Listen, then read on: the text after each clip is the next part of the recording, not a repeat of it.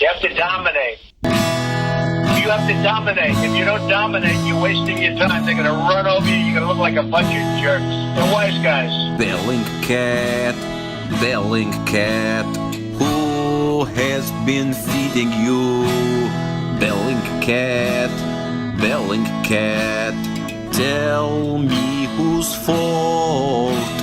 Hello and welcome to episode 2 of BellingChat, Bellingcat's look at the world from our unique perspective. I'm your host, Eliot Higgins, and today we'll be talking with Nick Waters and Charlotte Godart about their recent work documenting police violence against journalists at the recent US protests in the wake of the killing of George Floyd by US police, and Robert Evans about his experiences as a journalist on the ground at the protests and his recent work on the Boogaloo movement. We'll also be joined by Natalia Antonova and Roman Dobrohatov from the Russian independent news outlet The Insider to discuss Russia Today's editor-in-chief's sharing of blatantly racist advice to the US protesters on her Telegram account and Russia Today's bizarre defense of her actions. Bellingcat, tell me whose fault. Black Lives Matter! Black Lives Matter! Over the last week, cities across the US have seen massive protests against the killing of George Floyd by US police. Violence by police against protesters and journalists alike has been widely documented on the ground, with hundreds of videos of police violence being shared online, fueling demands for justice and accountability. We're joined today by Bellingcat's Nick Waters and Charlotte Godart to discuss the police violence that has become a feature of these protests. First, Charlotte, you've been working over the past week collecting examples of police violence targeting journalists. I believe you're now past 100 examples of such incidents. Can you tell us more about what you've observed in these videos? Yeah, so I think we just today hit about 150 examples, and we were looking for really clear and obvious signs of police violence against journalists, or in other words, violations of press freedom in these protests. So what we're seeing is 5 different categories of violations. We have arrests, we have pepper spray or tear gas, we have less lethal rounds being shot at journalists at the protests, we have physical assault, such as being shoved or, hit to the ground, and then we have intimidation as well. So either intimidation of arrest or a physical assault or with a weapon that shoots less lethal rounds. So yeah, we've seen a lot of all of these. I wouldn't necessarily say that we have one more than the other. It seems like all methods are being used indiscriminately against journalists. The most, I think, shocking part of the videos and content that we're seeing is that journalists are expressing to police their credentials, either showing a physical badge or telling them verbally, I'm with the press, I'm allowed to be here, I'm allowed to be filming, the curfew law doesn't apply to me right now. And in some instances, we have officers blatantly ignoring that by reacting with violence. And then in other instances, we have officers also verbally stating, your press credentials don't matter or your press badge doesn't matter. So it's not as if officers or law enforcement are not aware that these individuals that they've been targeting are press. They seem to be fully aware of it, either during their action or before. Yeah, that's a bit of what we've been seeing in all these instances, and we're continuing to collect them as the protests continue on. I'd just like to add, in some cases, it may simply have been the case that journalists were caught between police and protesters. Protests are extremely confusing situations. I've had public order training. I've also seen protests where protests become violent firsthand, and they're very, very confusing. However, in the vast majority of cases, it was clear that either the police did not care, or in the majority of cases, it was clear the police did not care, or were actively targeting journalists. So although there are examples which may simply have been a case of journalists being caught up, there are many, indeed the majority of the examples, police know exactly what they're doing. So there's one example I saw where there is a journalist, he's lying on the ground, he's completely prone, he's holding a press card in one hand, he's showing it to police, and there's no protesters around, lots of police are walking by him, and one of the police officers just walks by him and casually sprays him in the face with what I assume is pepper spray. Even though he's repeatedly identified himself as a journalist, he's holding this press pass. That is such a clear example of, violence by police against journalists. I mean, how many kind of examples of that did you see in your work, Nick? So as Charlotte mentioned, we've got about reaching about 150 incidents. There are about 100 incidents, I believe, where The journalists clearly identify themselves as press, and the police still continue their actions. However, as you mentioned, there are some particularly egregious examples where people or members of the press, journalists, appear to have been deliberately targeted because they're journalists. I'd say maybe 20, 30 of those examples, but I need to check back through the spreadsheet. But it's still a significant part of our database. Charlotte, are there any examples that have leapt out in your mind? Yeah, there's a few instances that have gone viral, right? So there's the Omar Jimenez of CNN, who literally got arrested on air with his entire crew there, clearly press, clearly working for CNN, and they just didn't seem to care and handcuffed him right then and there. Then you have the example of those journalists. I think they work with a Australian broadcasting company, but they were in Lafayette Square in Washington, D.C., and you can see the video of the law enforcement officers rushing forward with shields, and then they turn around and purposely, hit the camera guy right in the gut and hit the journalist, the woman who's with him, with a baton. So that, in particular, I think that one is difficult to watch because you just see what looks like, lawless violence against the journalists who are just in a corner trying to get out of the way, definitely not caught up in anything, and just seem to have been targeted for what they're doing. There's another instance I could think of where there's been a couple of these in the spreadsheet, but we have a journalist who's getting arrested, even though they clearly have press credentials, and the officers arresting them or detaining them don't stop until a group of other journalists come up to their rescue. So the one case I'm thinking of, which Nick shared a couple times in his thread, is a woman who is on the ground getting handcuffed, even though she has not only a press badge around her neck, but she has printed out her press credentials on like a big 8x11 piece of paper to tape to her back. I'm assuming for this exact purpose, but she's lying on her stomach with that on her back, being handcuffed, and they let her go, but only once they get approached by her coworkers who come to, I guess, just verify that she's press, even though she clearly is, but they're also filming, which might have made the officers more reluctant and thus willing to let her go. But that one in particular is also really interesting because it's not as if the law enforcement is unaware that these individuals are accredited journalists and should not be getting arrested for doing their jobs there. Nick, during your work with Bellingcat, you've documented a range of events, in particular working on our Yemen project to develop new processes for documenting and archiving conflict events. Do you think there's parallels between the way you go about documenting those sorts of conflict events and how you approach events in the US? I think there are parallels. So the Syrian Archive mnemonic have helped us in terms of archiving these social media posts. However, there is I think a difference between documenting this kind of violence in the US and in areas like Syria and Yemen. In Syria and Yemen, we will often see posts, images, videos disappear sometimes quite quickly, especially if they show very graphic violence. And social media is one of the few outlets for people in those kind of situations, those locations, to be able to show what has happened. With the violence in the US, since a lot of it is coming from journalists, a lot of whom are verified, I think it's very unlikely that this content would disappear or be deleted by Facebook or Twitter, which has happened in a significant proportion of the cases in Syria and Yemen. Despite that, I still think it's important to forensically archive this kind of content to show that this kind of events or these kind of events are taking place. And if need be, use those pieces of content, those images, those videos later on in court. Because presenting it and saying, hey, we hashed this back, the day after it happened, here's that video.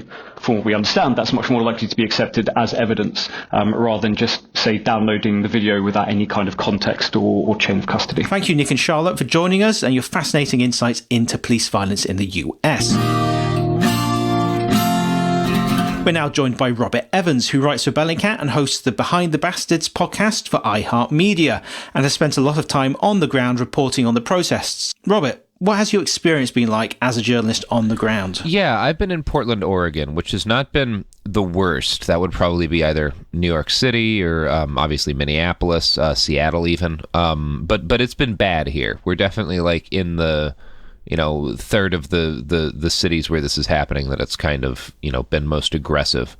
And I've witnessed a lot of, the thing that has really characterized Portland up through most of the protesting and most of the police violence has been kind of the indiscriminate police use of tear gas. And when I say indiscriminate, I mean not just gassing crowds, which I would say was an overreaction to what the crowd was doing, which was mainly occasionally chucking water bottles, but also tear gassing multiple blocks of city traffic. There were a number of times where I would see there was one terrifying moment where this guy rolled through the crowd and almost ran down a bunch of people in his truck because he was just blinded by gas and panicked. Another moment where this young woman pulled up onto the side of onto a sidewalk in her van, weeping and blind from gas because she'd just been heading home from work, and protest medics had to wash her eyes out, and that happened for days. We had one altercation. They built up a fence around the Justice Center, and we had one altercation where a few thousand people marched to the fence and asked the police to take a knee, and the police did not, and eventually the crowd kept standing there, and it was very non-aggressive, but was standing there and was refusing to leave this fence that we weren't allowed to touch for some reason, and the police eventually got tired and started shooting pepper balls through the fence, and once the police started shooting pepper balls through the fence, people started throwing plastic water bottles at the armored police. And then the police began arcing tear gas grenades down into the middle of the crowd and into traffic, and eventually gassed most of downtown. And that was a repeated thing. We've also seen the targeting of journalists. It's been pretty light for me. I've only been shot twice, once with a grenade, once with a pepper ball. But when I was shot most recently with the pepper ball, it was in the hand that was holding my press pass. And again, I had it really easy. One of my colleagues, Corey Eliot, was, while filming an arrest, maced in the eyes and thrown to the ground. I had another colleague, Donovan Farley, who was filming. He saw police officers arresting a young woman, and one of the officers had their knee on her neck, which is obviously the kind of behavior that sparked all of this. So Donovan, being a good journalist, was like, I should film this.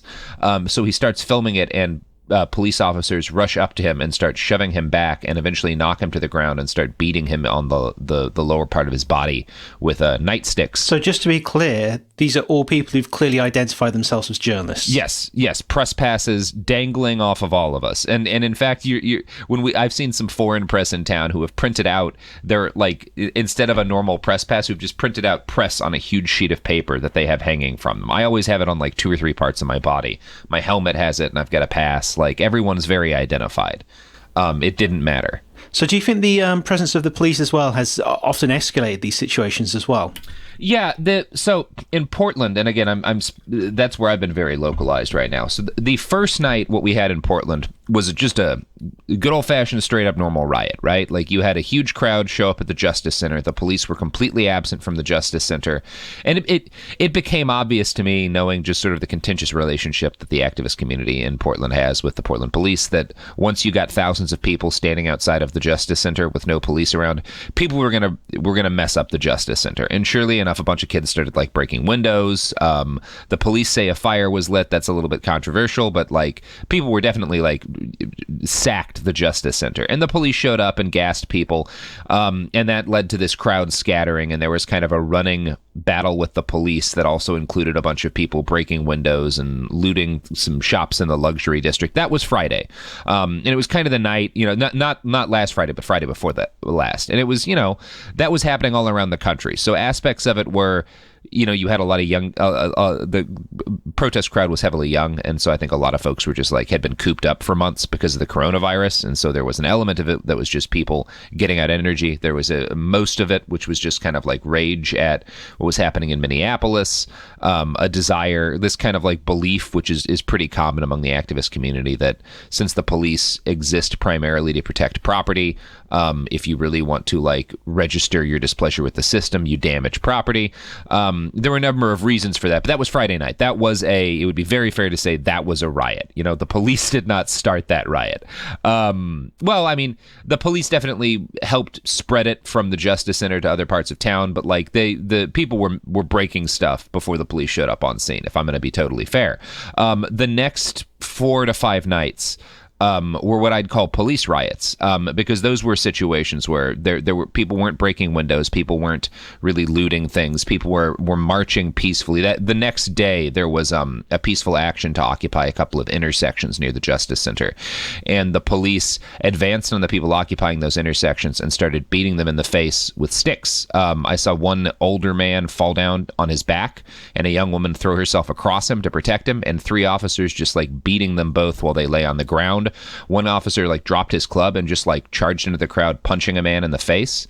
And they wound up occupying both of those intersections anyway. And then once the crowd, which again had not been aggressive at any point, once the crowd pulled back to 2 parks that were in front of the Justice Center, which they had every right to occupy. They were not breaking the law in any way. The police just started tear gassing not just the crowd, but again, multiple city blocks of traffic, which is why there's been something like 2,300 complaints sent to the Portland police in the last week or so. So it was this situation in Portland where you did have, I would say it started with a citizen riot, and it ended with a series of police riots. And once the demonstrations really broke up on most of these nights, you would just have groups of police in 2 or 3 vehicles driving through the streets, shooting at people who were on the streets in small groups of 3 to 5, just like firing rubber bullets and foam rounds and throwing grenades at people. And it was just kind of at random, and they weren't always like, I met a bunch of people who were just like out on the street at night, and were getting shot at, and including a lot of homeless people. Like there's video of the police gassing homeless camps. I guess, the feeling I get, and I can't confirm or deny this, but it was clearly not a protest camp, is that, maybe their blood was up and they were just doing that. It was very unsettling to see. Like there was a lot of, I usually the kind of police riot chunk where they were going wild in the town would happen after hours of kind of them standing around in front of a line of people yelling at them. So you get the feeling that there was a lot of tension built up, and that was their way of kind of like on Friday, there was a lot of tension built up, and so people broke a bunch of stuff.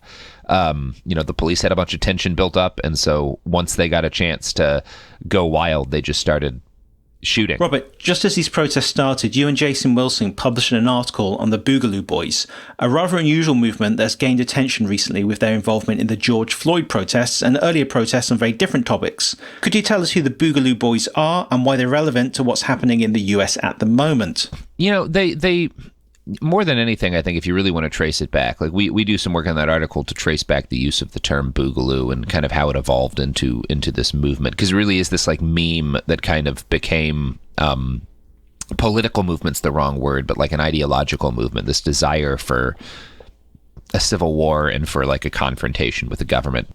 A lot of it comes out of this kind of long-standing American tradition of obsessing over the coming Holocaust, and there's a number of different expressions of that. From zombie movies is kind of the most obvious one.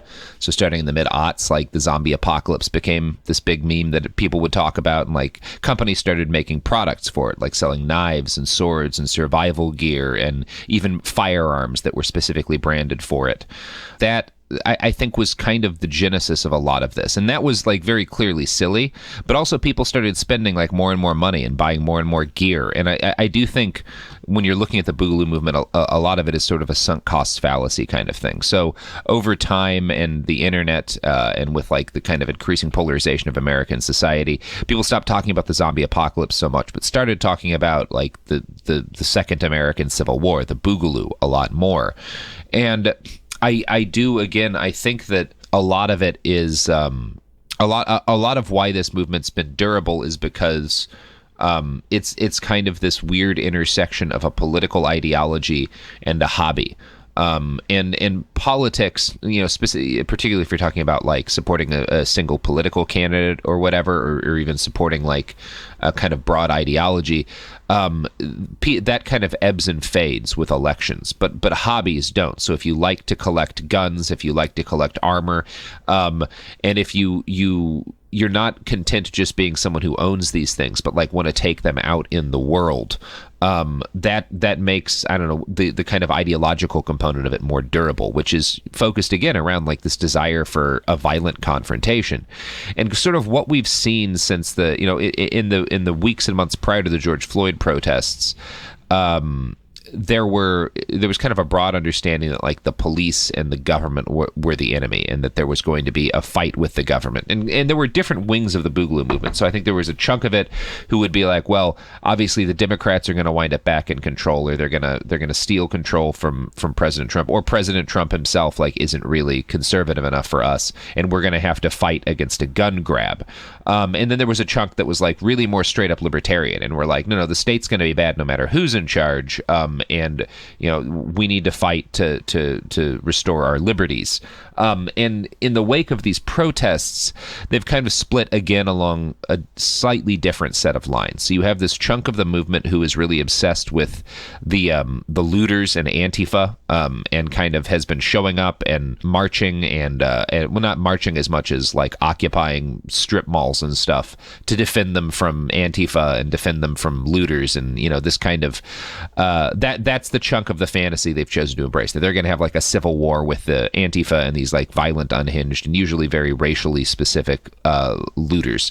And then this other chunk of the movement that has actually kind of sided with Black Lives Matter and that chunk of the protests, and is really doubling down on the whole to hell with the police thing. Like, that's our enemy. Our enemy is the state. And you saw in, I think the three people who were arrested most recently in Las Vegas, I think are more on the accelerationist chunk of it. Like, I don't have a great feeling for what those folks believed, but they weren't really either of the two main groups of the Boogaloo, right? Like, they weren't focused on just like shooting some looters, and they weren't focused on purely just they certainly weren't focused on defending the protesters.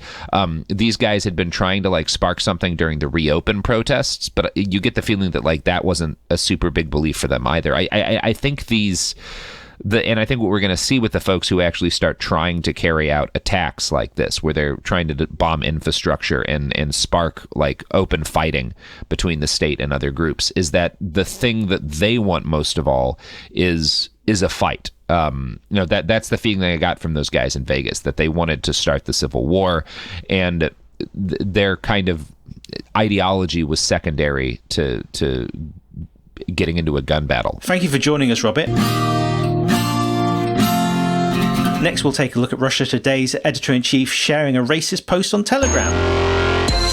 Just over a week ago, Russia Today's editor-in-chief, Margarita Simonyan, decided to share some advice with the protesters in the US on her Telegram channel. The advice, originally posted by one Dmitry Steshchin, was clearly an attempt to satirize the Euromaidan protests, and was filled with racist language. To discuss this, we're joined by Bellingcat's Natalia Antonova and Roman Dobrohotov from the Russian independent news outlet The Insider. So before we get into the details of the text itself, let's take a look at the person who originally created the post that was then shared by RT's editor-in-chief. Roman, what can you tell us about Dmitry? Yes, Dmitry Steshchin is a pretty famous person in Russia.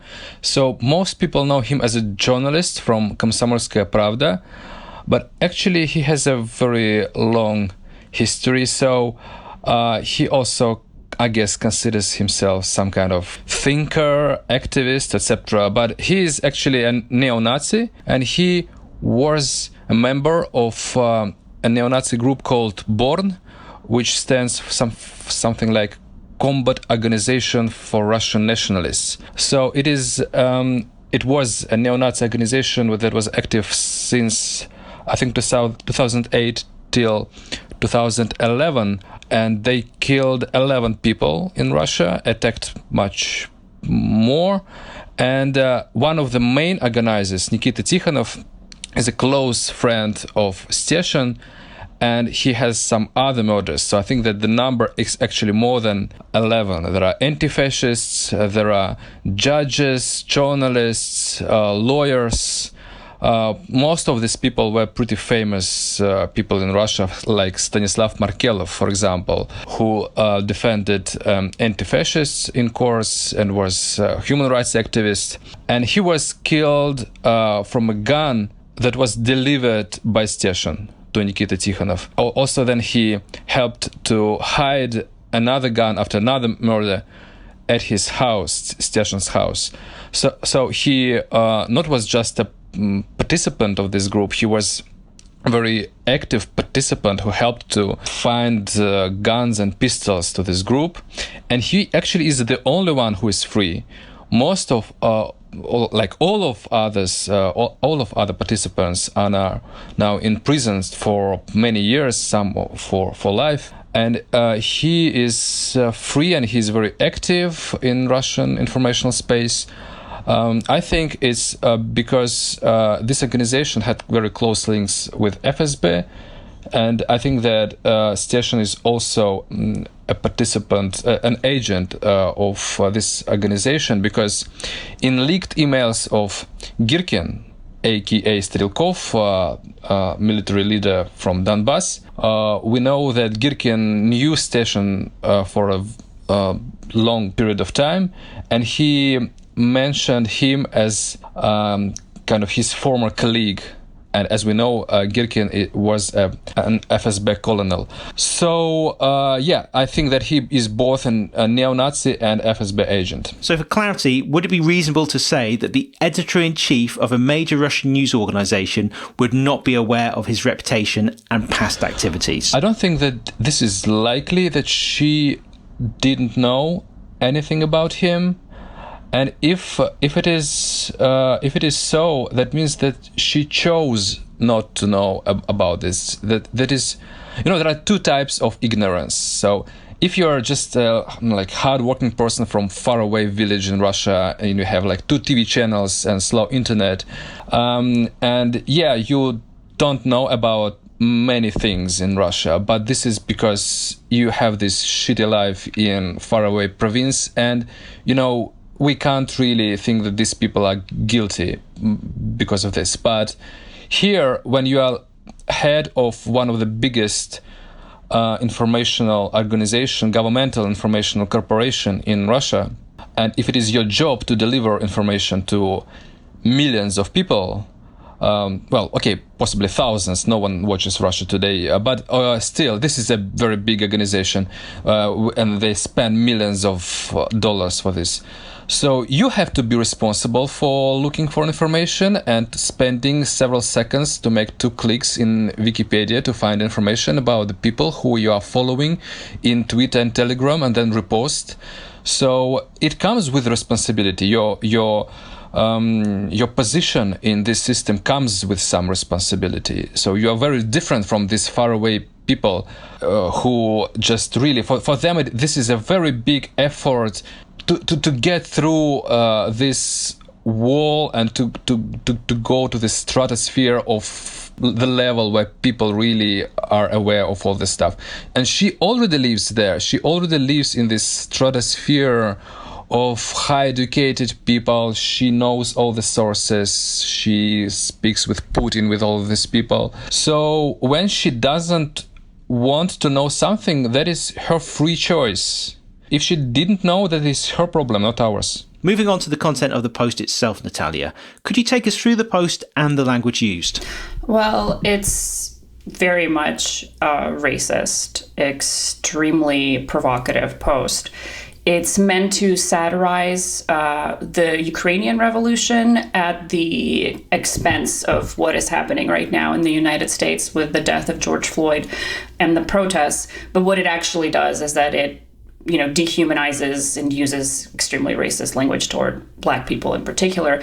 So, for example, one of the most egregious things comes right at the beginning when Steshin says, first of all, you need the police to beat the fuck out of some delicate creatures, not muscular criminal negroids. Now, the word that he used in Russian was like раскачанные криминальные негрилы, which you can translate as negroids. I've also seen it used to mean that like Black people are gorillas. So like I've seen, let's say, football fans, like gorilla, negrilla, they will use that interchangeably to mean that, like a big Black man is like an ape. So that's right in the beginning of the post that she claims is not racist. So not muscular criminal negroids, those are not to be pitied, not even by those who crow about their rights. No, you need a sacred sacrifice, a detonator, something with a little violin, something ephemeral. Yes, have it be playing Chopin on its little violin while at the same moment it's getting its brains kicked out with a splash. Film it from 3 angles as well by Leni Riefenstahl. So, just the language itself and the invocation of Leni Riefenstahl and everything else can tell you more about about what this man is trying to do here. Then he goes on to make fun of Black people in America for having their national dance be the twerk. He talks about having Black bros make amphetamines and meth in 3 shifts for the protesters. And the post actually ends with this brilliant quote: "Good luck, friends. All of progressive humanity is with you. Beat white people until they're Black." And it's meant to kind of give ironic, sarcastic advice to Black protest leaders in the United States. Of course, it's a satire of the Maidan in Ukraine, which I think that Margarita Simonyan probably saw that and decided it was funny and reposted it. But the language itself is completely, shockingly racist, and her denials of the fact that it's racist are bizarre, to say the least. Now, we examined the post carefully and published a tweet about it on the Bellingcat Twitter account, as it seems important that the editor-in-chief of a large organisation that likes to act as if it's equal to other news organisations is sharing blatantly racist content on her personal social media accounts. The following day, the official RT Twitter account took the unusual step of responding directly to our tweet, stating the following. Investigative journalists who pride themselves on getting facts right wouldn't present info in bad faith or rip things out of context, would they? Why insinuate negr is a racial slur in Russian when it's a skin color? You know this, we know this, but your followers don't. Stashin's text might be in your face, but human norms vary by country. More so in countries not dealing with burden of once being such enthusiastic African slave traders. You deliberately missed point of this post. It was satirizing behavior of Maidan supporters in 2014 through prism of current unrest. It wasn't aimed at Black protesters in 2020. Your readers can't trust you on a Telegram repost, but you ask governments to decide foreign policy on basis of your reports. I will add there the missed point through prism and on basis is in the original text. Natalia, you're a native Russian speaker and translated the post for us with a lot of discussion between you and the other Russian speakers in our team. What do you think of RT's claims? Well, it's very much a racist, extremely provocative post. It's meant to satirize the Ukrainian revolution at the expense of what is happening right now in the United States with the death of George Floyd and the protests. But what it actually does is that it, dehumanizes and uses extremely racist language toward Black people in particular.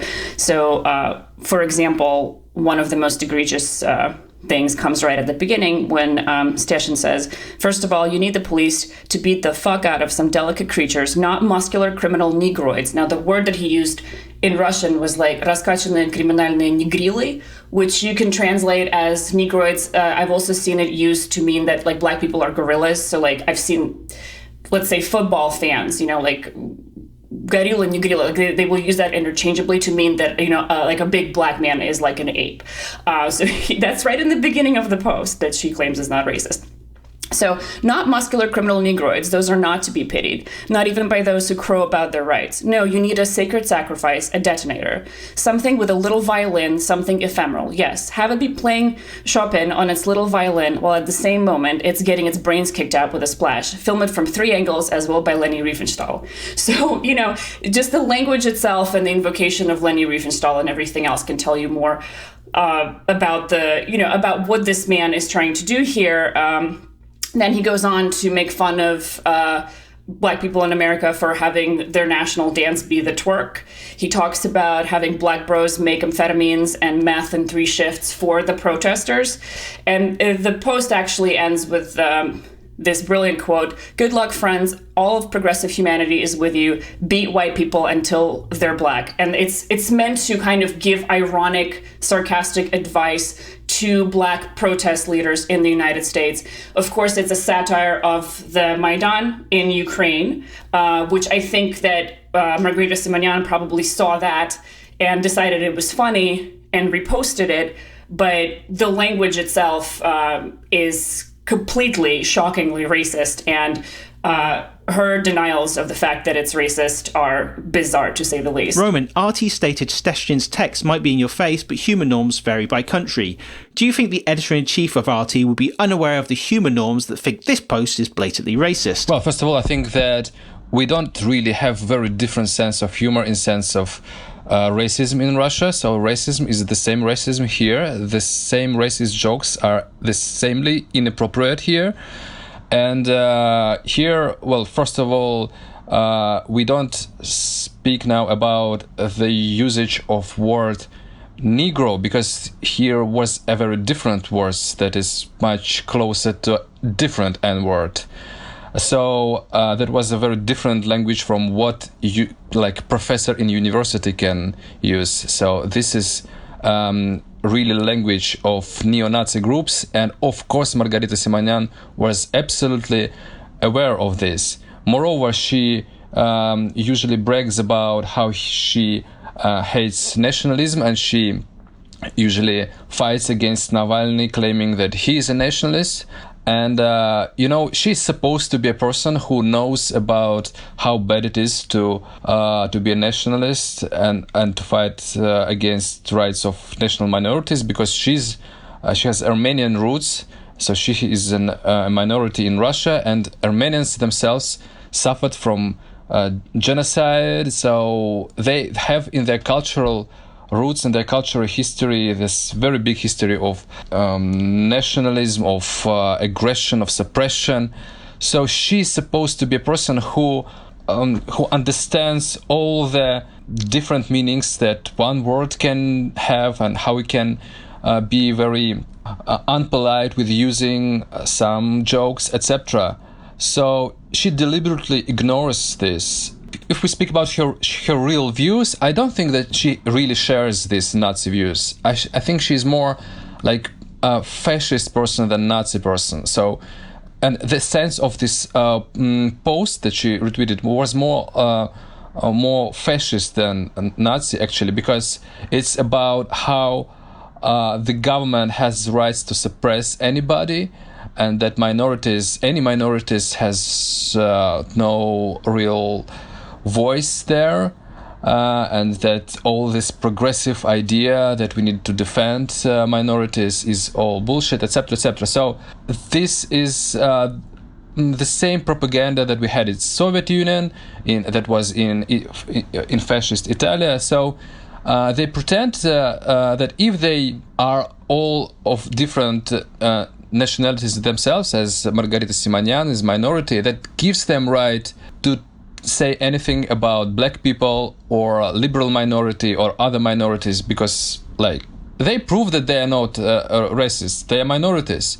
The same thing we see in other countries, in America, in other countries too. Like sometimes minorities become more aggressive in their fascist language. So this is the case with Margarita Simonyan, I think. Having helpfully boosted our original tweet to their 3 million followers, the RT Twitter account decided to have another go, quoting the original Bellingcat tweet for its 3 million followers, and saying the following: "Impartial sleuths Bellingcat, committed to uncovering the big truths and definitely not just pushing the exact NATO agenda with every investigation, have dedicated the day to smearing our editor-in-chief as a racist. Eliot Higgins should make space for another Emmy in his basement." Soon after that, the extremely not bad RT team posted an article about the story. "Bellingcat's race war against RT. Russians didn't kill George Floyd, but are still bad," said internet sleuths, which attacks Bellingcat for reporting on their editor-in-chief's post. It included a response from the RT editor-in-chief Margaret Simonyan, who said, "Bellingcat accusing me of racism for a repost that used the Russian word for a black person is as baseless as me accusing Bellingcat of racism for calling me a Russian and not an Armenian. I am both." So her focus on the Russian word for a black person is rather telling. Isn't that right, Natalia? They're absolutely, completely false, because what they're trying to do is shift the discussion to the word negr. Now, negr can mean different things in Russian. It was originally just, the word for black person. It was not intended or used as a slur. I see more people nowadays kind of shifting away from that word in Russian. But as we know, somebody who's a bit older, for example, will use it and not mean anything bad by it. And that's not what we said about their post. We didn't criticize the post for using the word negr, because there can be many generous interpretations of it and translations of it.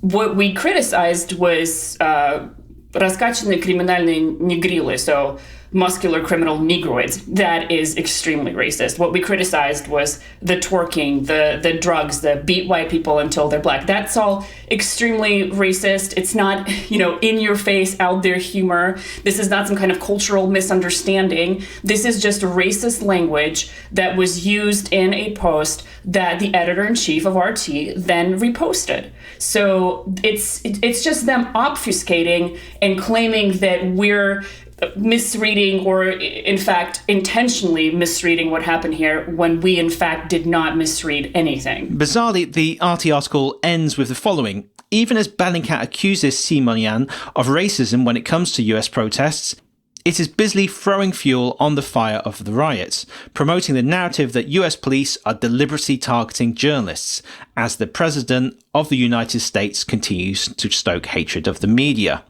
I'm not sure what their editor-in-chief posting racist content has to do with our reporting on police violence against protesters, but that statement puts it at odds with its own government, which has condemned police violence in the US protests, with, for example, the Russian embassy to the US putting out this statement.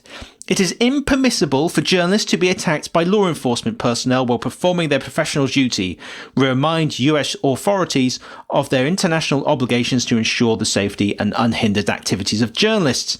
So Russia's very concerned about violence against journalists covering protests there. Roman, it's fair to say you've some experience with the police and protests in Russia. Could you tell us a little bit more about that? Yeah, so before I started to work as investigative journalist, I used to be a civil rights protester, so I think since 2005. For 7 years, I was organizing street activities, flash mobs in support of human rights, sometimes very big rallies. And I think I have more than 100 arrests or detains by police. Sometimes that was pretty hard because sometimes police beat demonstrators and activists. We know a lot of people who were in prison for several years just for peaceful demonstrations because several years ago there was a new law that just for peaceful protest, if you repeat it several times, you can be in prison for 5 years. Sometimes it's just enough to protest in internet. If you put just some like in Facebook or repost something about Vladimir Putin or, I don't know, anything that the government wouldn't like, you also can be imprisoned. And ironically, they usually use the same laws about hate speech to imprison protesters and oppositioners. So the same laws that should work against the message and the narrative that Margarita Simonian was promoting in her Telegram by retweeting station. So, but usually not these neo-Nazis are imprisoned, but usually those who protest against the government. So this is how it works. Natalia, Roman, thank you for joining us, and that's all for today's episode of BellingChat. Next time, we'll be taking a look at the week at the MH17 trial, where the defence has asked for more time and the prosecution has started making its case. BellingChat is a Bellingcat production produced by Christo Grozev with music by the Ian Duncan Smiths. Bellingcat, Bellingcat, who has been feeding you? Bellingcat, Bellingcat, tell me who's for